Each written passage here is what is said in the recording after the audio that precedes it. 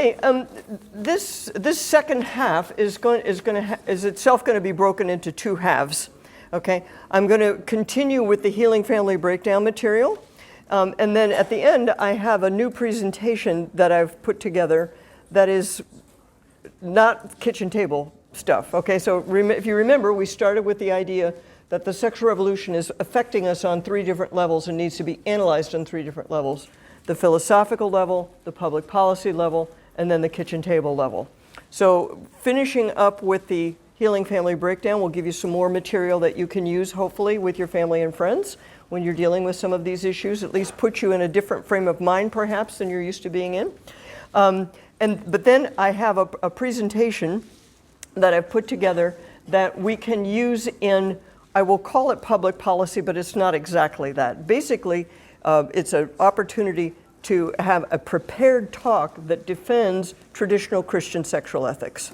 That's the idea of it. And so that'll be the second half of the thing. So there's going to be kind of a shifting of gears.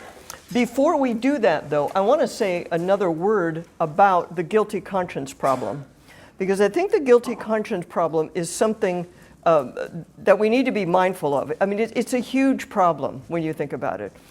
And as Catholics, we have some theological insight into the guilty conscience and how you deal with it, right? That authentic repentance is the thing that you need, right? And I think what trips us up in our sinful nature is that we want to think well of ourselves. And yet, so when we do something that we know is wrong, what we should do is just say, I'm sorry, right? And be done with it. But all too often, we don't want to do that, right? We want to protect our view of ourselves as good people and so on and so forth. So we make excuses and we dodge it. And, we have all kind of ruses that we use to avoid confronting the fact that what we need to do is say, I'm sorry, right? So there's an old proverb that kind of goes like this: when is the best time to plant a pecan tree? 20 years ago, right? When is the second best time to plant a pecan tree? Right now. And so when you've done something wrong, the best time to deal with it is right when when it happens. But often we don't, and we let it fester, and we cause all sorts of problems, right? So the best time would have been to do it 20 years ago, but the second best time is now, to say you're sorry now. So this is part of what we're dealing with when we're encountering people who have in one way or another lived parts of the sexual revolution. In some part of their psyche, they know it's wrong, right? And that's what's stirring them up. And as Catholics, we know that forgiveness is possible. We know that repentance is possible. But in the natural order of things, I think it's wise to realize that we naturally don't want to do it, right? We know it's good for us, but we naturally resist doing it. In a certain way, I think it could say every act of authentic repentance is a miracle, right? It's a miracle that anybody ever actually does it, right? Because we want to think well of ourselves, and it's a graced event. We've all had that experience of knowing that it's a grace to really admit it and to really be healed of it. So we'll just have that in the back of your mind, that a lot of times that's what you're dealing with when you're talking to people one-to-one, when you're dealing with family members, when you're counseling and all those kind of things. This is something to have in your mind. But the good news is that as Catholics, we excel in this area. No one can compete with us, really, when it gets right down to it. Okay? So that's something to take heart in. All right, so what I want to do now is to talk briefly about the sexual revolution. I'm going to talk more about this in more detail tomorrow. In my first session. It's tomorrow, isn't it? Yeah, it'll be tomorrow. But I want to talk briefly about it, again, so we have some idea of the structure of what we're dealing with, okay? So the sexual and the family virtue that we're going to go for here is togetherness or solidarity. And we want to be able to say to people, you're not alone. You are not alone. We're all in this together. That's the attitude that we want to try to cultivate when we're talking with friends and family members. So let's talk briefly about the sexual revolution and how I would define it. And I define it this way in my book, The Sexual State, and a lot of other Ruth Institute materials. The sexual revolutionaries say that a good and decent society should do three things. First, a good and decent society should do everything possible to separate sex from babies. This is the mark of a good society, is sex and babies are separated. I call that the contraceptive ideology, okay? And I'll go into all of this in more detail tomorrow, but just briefly, I think you recognize the idea that sex and babies are and ought to be separated, and that there's a whole ideological structure around that idea. The second point is that sexual revolutionaries claim that a good and decent society should do everything possible to separate both sex and babies from marriage, right? So you don't need to be married to have sex. You don't need to be married in order to have babies. You don't need to have, you can be married without having babies. You can be married, you can have babies without having sex, which is, I'm pretty sure is not as fun as the old-fashioned way, but this is how far we've gone, right? In the complete separation of these three realities of marriage, babies, and sex, okay? We refer to this as the divorce ideology, and that's what we were talking about a moment ago when we were talking about family breakdown. This is the idea that says family breakdown's no big deal. Family breakdown isn't even a thing. We're not supposed to talk about it. That's not even a word, right?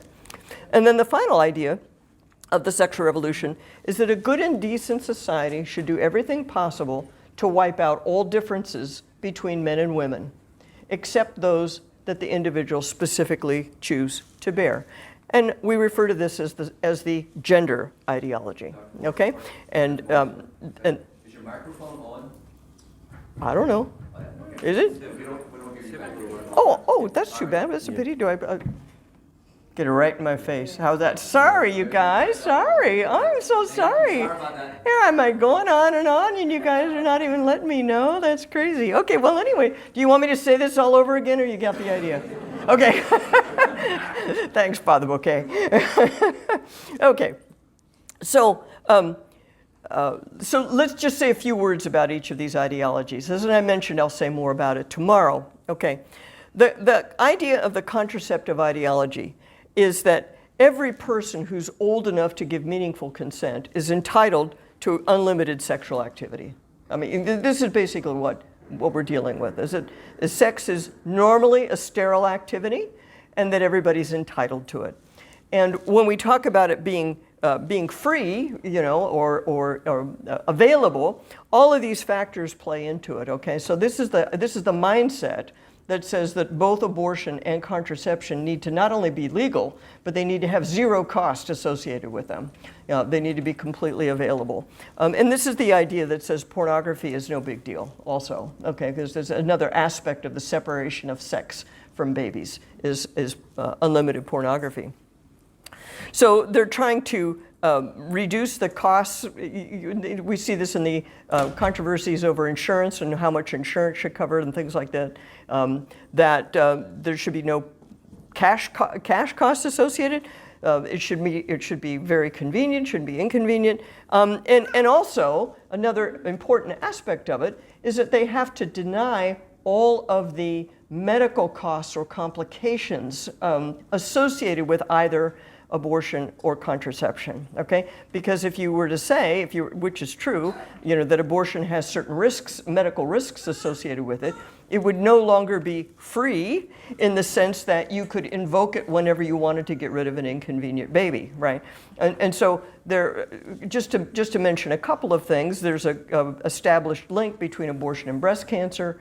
There's an established link between abortion and depression for some women. Okay, and sometimes the people who are in favor of abortion don't want to talk about those things. They want to deny that. And with the depression thing, they will say the following. They will say, these women were just depressed to begin with. And it wasn't really their abortion that was doing it. I'm sure you've heard this claim, right? Well, if this were really any other medical procedure, you wouldn't let that go by. You would screen people for depression. You would say, oh, you have a personal history of depression. This is a risk factor for you. You should really consider some other alternative plan for dealing with your pregnancy besides having an abortion, because this could be a problem for you. They never talk like that, right? So what they need to do is to deny these costs that are kind of unavoidable, the costs that are kind of natural costs, that all has to be denied and set aside so that you can have the idea that sex is a sterile recreational activity and that that's normal. Okay, so now let's talk briefly again about the divorce ideology. We've already talked about that quite a bit, but we'll just mention a couple of other additional aspects of it, which is that the family breakdown is extremely expensive. Okay, family breakdown, you saw that chart with all the problems that the kids have, right? The psychological problems, educational problems, and so on and so forth. So what has to happen is that to make up for what the kids have lost, you end up spending a lot of money, right? And you end up with a lot of government programs and this kind of thing to try to deal with the things that the kids didn't get at home, right? And to deal with the trauma that they've gone through, okay? I once did some checking. Well, there are a couple funny little facts here that I can mention. I once did some checking that the California Youth Authority, which is the agency that deals with juvenile delinquents. I guess you're not supposed to call them juvenile delinquents anymore, but kids in trouble, you know, high school kids, minors who are in trouble, they spend about $50,000 a year on one kid at the time that I did this checking. At the same time, you could send a kid to Berkeley for 1 year for about $15,000 a year, okay? And so you think to yourself, okay, you're spending 3 times as much on this child who's gone astray, right? You could be putting 3 kids through Berkeley at the same time, and at the end of your time in Berkeley, you'd have a student who had basically got an Ivy League education, but where the kid who's the juvenile who's in trouble with the law, that kid you're basically breaking even. If you're lucky, you're bringing him back to normal. But he's not going to be, you know, like a genius out of this. You know, you're going to basically make up for what was lacking. It's very difficult and expensive to make up for what's lacking in family breakdown. Okay, and as I mentioned, the taxpayers end up paying a lot of these costs. So if you have friends who are fiscal conservatives, I don't know if that's a thing in New Zealand, but we have a lot of fiscal conservatives in the United States, right? And you can tell them, you know, look. At one time this was studied, back in the day when it was still considered a debatable question, somebody studied the costs of family breakdown and relational breakdown, and they came up with a number at that time was $212 billion per year in taxpayer money, which at that time happened to be the same as the GDP of New Zealand. Okay, so think about the GDP of New Zealand being spent in America to make up for what these poor kids are missing out on, okay? All right, so there's also some implications that have to do with privacy, which is that when the family breaks down, the state steps in, okay? And in the United States, at least, the family courts are can be very aggressive, and they tend to favor the person who's the least scrupulous, you know, is what often happens, and it becomes a weapon that is used in, and when it's at its worst, the family can come under the jurisdiction of the family court. Every aspect of their family life will be scrutinized. So how much time you get to spend with your own child is under the jurisdiction of an agent of the state. How much money you spend, whether you can send them to a religious school. I've even heard of a judge deciding what a girl's prom dress was going to be because the parents couldn't figure it out. You know, I mean, this kind of stuff is going on. So it's a massive intrusion of the state into the minutia of family life that is part of the divorce ideology. Okay, so now wiping out all the differences between men and women. This is the third part of the sexual revolution, the gender ideology. And this is advanced to the point that we're now full on into transgenderism. Poor Bruce Jenner thinks he's a woman, or at least says he thinks he's a woman. And I'll talk more about this tomorrow, but the point is that we've gone pretty far down the path here of saying that the sex of the body is irrelevant and we can do what we want. We can change social roles, but we can also change the body itself, okay? And so I want to just mention now that degendering everybody is something that's been going on for a while. That didn't just pop up out of nowhere. A lot of times people will say to me, Dr. Morse, this transgender thing, it's come so fast, you know. But that's not really true. A lot of the groundwork has already been laid for a long time. The idea that the things that make men and women distinct are things that we should be ignoring or wiping out or trying to overcome.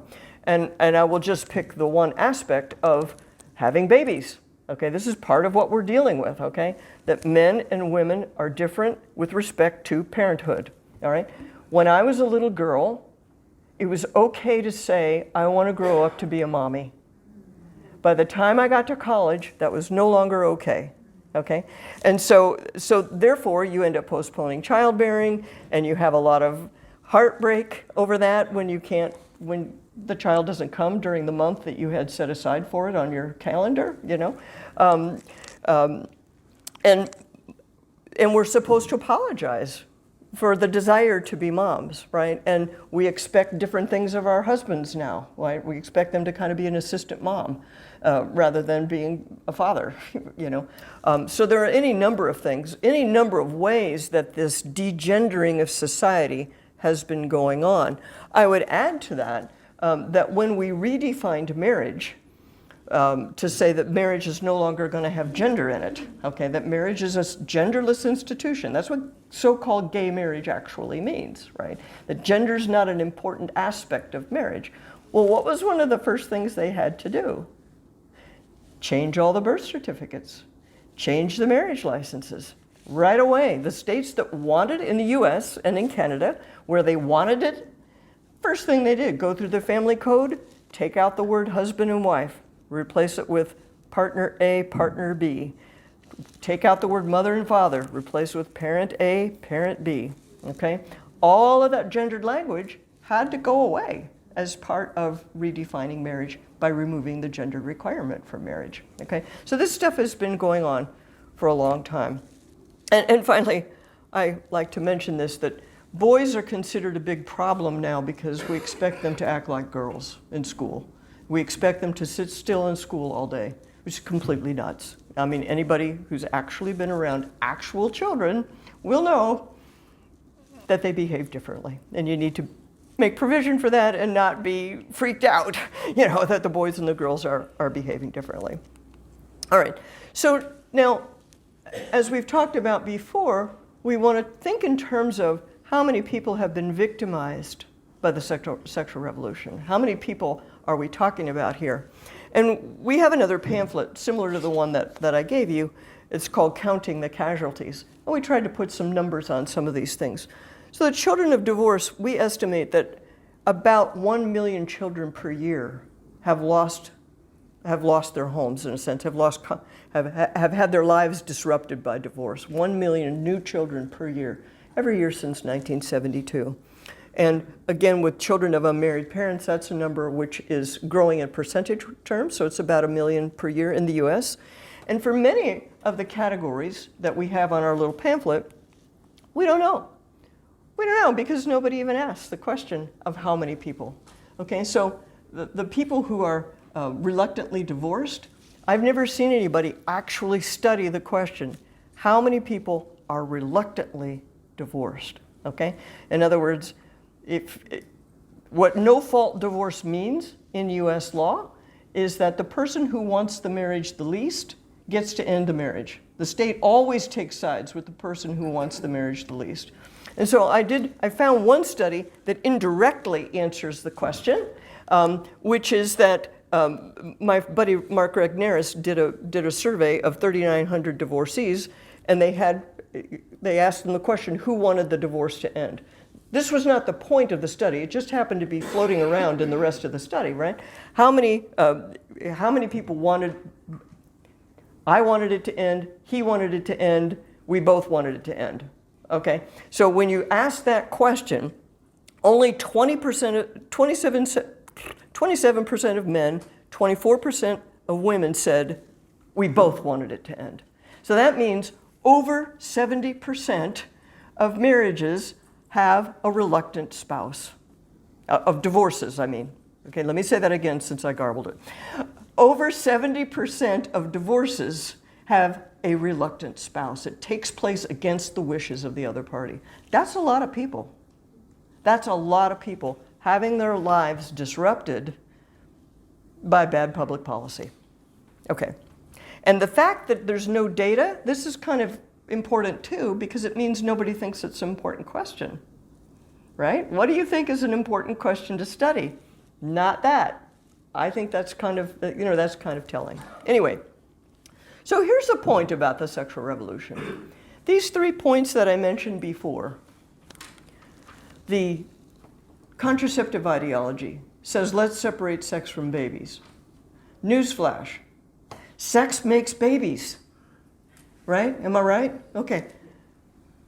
The divorce ideology says, kids don't really need their parents. Actually, kids really need their parents. And the gender ideology says, differences between men and women are nothing. Actually, men and women are different. Okay? So what that means is that the whole of the sexual revolution is irrational. It's impossible. It cannot be done. What they're trying to do is something that cannot be done. And so it's a totalitarian, that's why it's a totalitarian ideology. That's how it becomes a totalitarian ideology. It requires force and propaganda to keep it going. Constant force and propaganda to keep it going. And it's something we can't play footsie with it, you know? We want to be nice about it and stuff, but you really can't, right? It's something we should have nothing to do with. You can't make it okay. That's the problem.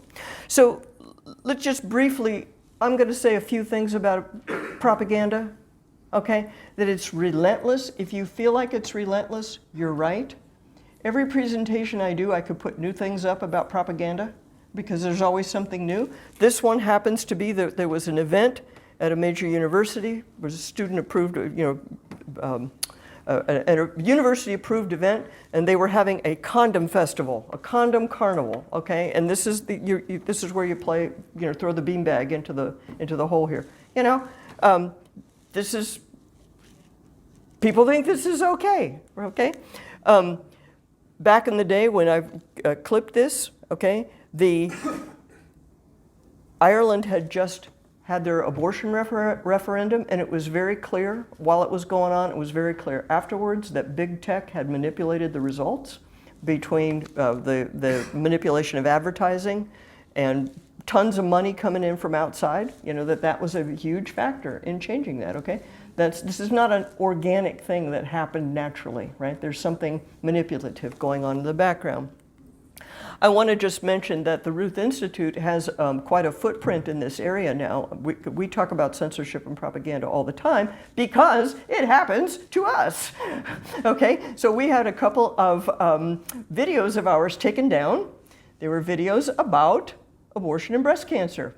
We just woke up one day and they were gone. Okay, we interviewed we have a whole playlist now on these things. I don't know, we got 20, what does it say there? Does it say how many? We've got 20-some videos, that deal with different aspects of censorship and propaganda. Oh, here it is. This is the slide I wanted to show you. Dr. Joel Brind was and is a researcher who studies the link between abortion and breast cancer, and I wanted to interview him to get him on the record to tell me what happened to him.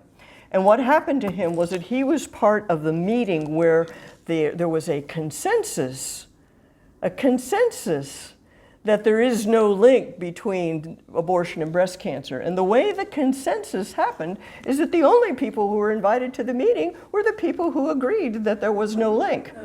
Right? And so Joel Brind and a couple of other people, they said, well, we'd like to give a paper. You'll be able to ask questions from the audience. Then there were no questions from the audience. Okay, this kind of thing. This is what, and I got him on the record to talk about that. Also, he told me that when he started writing about this area, he did not lose his teaching job, but he lost his research positions, the right to do bench research in biolabs at hospitals. He lost not one, but 2 positions over this. And that was in the 1990s, people. That was in the 1990s. So this business of canceling people, okay, this is not new to us in the pro-life movement, right? But why are they doing that? They have to tamp it down because the evidence that goes against the storyline is dangerous, right? So they have to be tamping it down. So even our little channel, they had to come and take Dr. Bryn down, okay? So this is what we're dealing with in order to keep this irrational thing going on. And I think it should be said that there are many billionaires in our world who think there are too many people in the world and who like the sexual revolution just the way it is, okay? Whether it's George Soros or Bill Gates or some of the other people that we know about, this is part of what we're dealing with. So, well, that's a lot about the sexual revolution. The reason we would include it in our workshop was to help people to see that you aren't alone. Okay, what's happening to you and your family is part of something that's systematic and structural. And so now I'm going to introduce to you just a little bit of a brief guided meditation, to think through some of the implications of that. All right? So once again, think about the people that you wrote down on your card, some of your family members that you care about. And I want you to think about this person, again, to close your eyes and picture this person at a time when they're hurting. At a time when they're hurting, when they're suffering, when they're in pain. And try to place yourself in a situation of love for them. Even if they may have hurt you too, right? No matter how complicated it might have been, put yourself in a position of love for them. And then picture yourself saying just this simple thing: how can I help? How can I help? How do they react? Do they resist receiving help?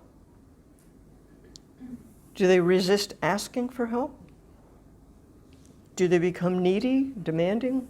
What do they do, this particular person? Again, picture yourself saying, how can I help? Now listen to what they say.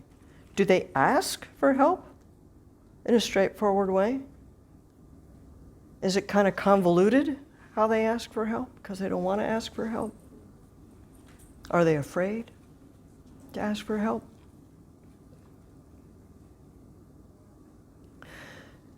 Can you picture yourself saying, you're not alone? Perhaps you don't actually know anybody who's exactly in their situation, but probably there is somebody in their situation. Can you picture yourself saying, you're not alone? Because you can now see that there are a lot of people in that situation.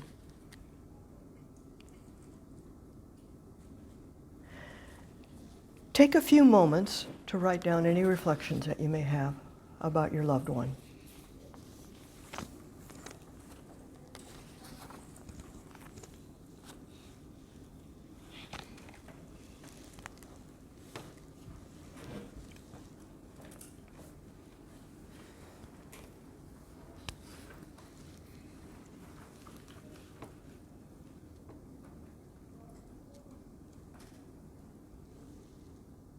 So part of why we're doing this is that we want to heal the culture in a Christ-like manner. We want to heal the culture in a Christ-like manner.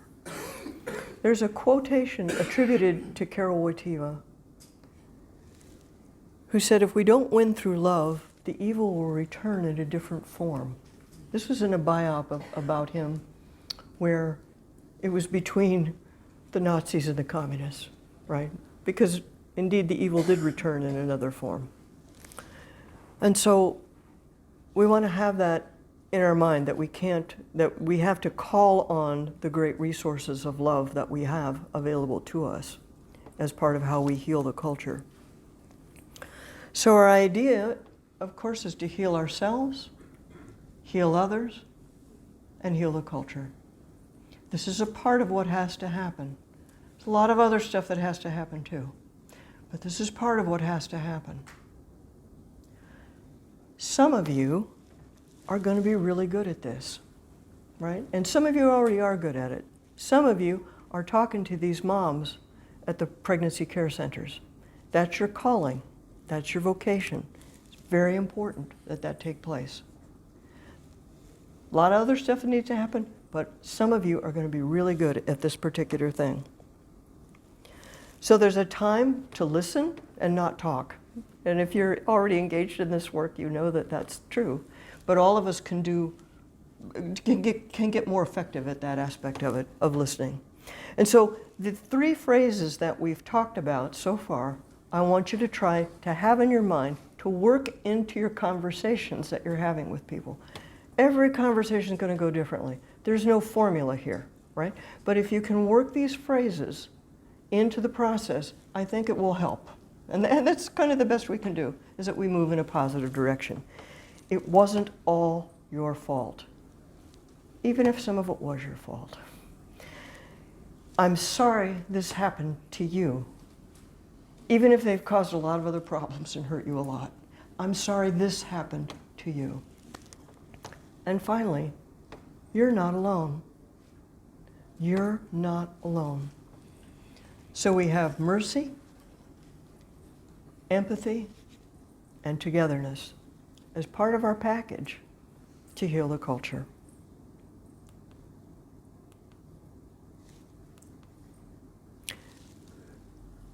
Have you all heard of social justice warriors? Do you guys have that over here? So our plan is to become family justice warriors, right? And sometimes you're fighting, and sometimes you're talking and listening to people. But that's what we're about, is creating family justice. But whatever you do, please do something. Please do something. This has gone on long enough. Yeah. There's another quote attributed to John Paul II. He said, "It's not permissible for anyone to be idle." I'm sure I don't need to say that to the people in this room, because I know you're all not idle. But you can find a niche for other people that you're encountering and ways of getting them involved. Okay, so this is the end of my Healing Family Breakdown part. So I want to stop here now, and I'll take a couple of questions if you like, if that's okay, and then I'll go and shift gears completely and give you this little talk that I presented that you can present yourself. Okay, so let's pause for a moment and see if anybody has any reflections they want to share, or any questions or comments. And Gino is ready with a mic that projects a little bit. Yes, Father, go ahead. You mentioned that there was something demonic about the sexual revolution. Yes, sir. Yeah, and could you elaborate a bit on that? Oh, why do I say it's demonic? Yes. Well, for a number of reasons I say that. First of all, does anyone agree with that? Yeah. Yeah, everybody agrees with that. Well, there are a number of reasons why that I'm convinced of that. One of them is it is so exquisitely evil. It's so calculated. George Soros isn't smart enough to rig everything up as badly as it actually is. Okay, so if you, one of the pieces of it is family breakdown, fathers out of the home. Okay, getting the fathers out of the home was strategically genius on their part, on multiple levels. This accomplished so many things for them. I don't think any of these guys were smart enough to foresee just how brilliant that was. To tell the men, you don't get an opinion, because abortion's a woman's issue. You don't get to have an opinion about that. These are all women's issues. Sit down and shut up. And by the way, if she wants to dump you, she can dump you. And now what? All these kids home alone with no daddy to protect them, they are vulnerable. They are sitting ducks for sexual predators. Sitting ducks. I don't think George Soros thought of that. You know, I mean, I think the evil one thought of that. So that's one reason that I think it's demonic. It's too exquisite. Yes? And also lowering the number of people that are going to be born or conceived to give praise and glory to God. Yeah. Yeah. Yeah.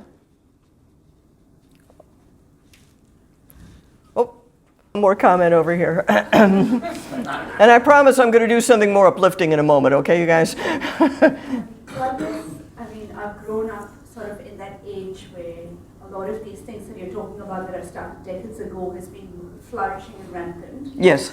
And it's quite hard to, as a Catholic who's had a Catholic upbringing and true family values and stuff, trying to talk to some people who've had quite the opposite. Yes. It's hard to find a meeting point sometimes, and friendship is a great meeting point, but sometimes the minute you touch on some of these topics, it's like you're on completely different planets or different eras, and Yes. when you start with that, having those conversations in friendship, Yes. where you can actually be in the same space.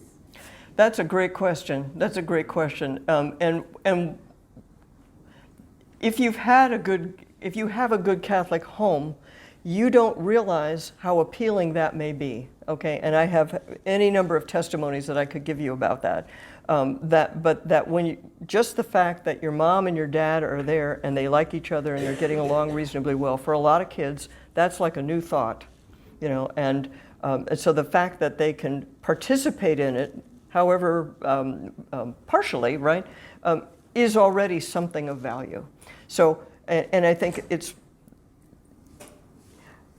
if you can, somehow make reference to that, right? Somehow make reference to the fact that the stability of the thing is actually a great value, right? And is part of what's making us happy. It's part of why you like to come to our house, you know, kind of a thing. So that's how I'd start. But every one of these conversations is going to be different. But I do want to add one thing. It's very important that you have a mission of friendship. That's very important. But you cannot give any quarter to the sexual revolution, okay? If you do not actively resist it, you will be swept away. Number one, it's intrinsically seductive, and number two, it now has a lot of cultural momentum behind it.